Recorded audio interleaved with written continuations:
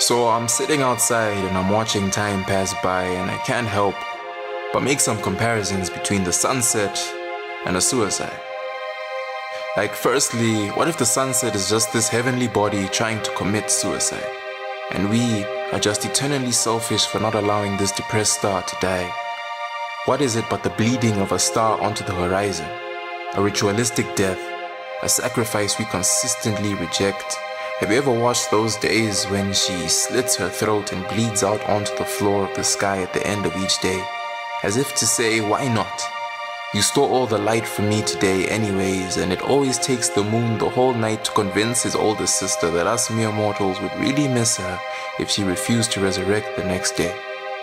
But there are also days when she opts for a slow death. Maybe she slits her wrists.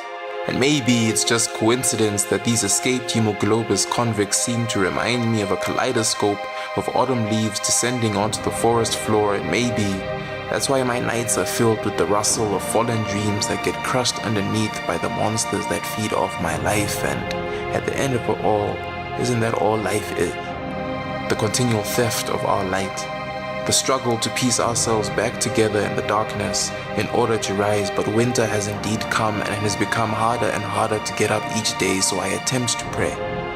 Hopeful that I'll wake up a better man, but how do you ask for something that you barely understand? I mean, what if death isn't the absence of life, but the absence of light, the loss of your glow, the end of the tunnel with no light in sight? Maybe, just maybe, I have more things in common with the sunset than I'm willing to admit.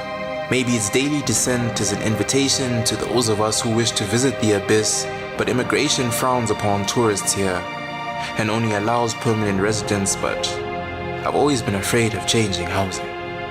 So here I am, a depressed star of a man looking for a reason to rise again.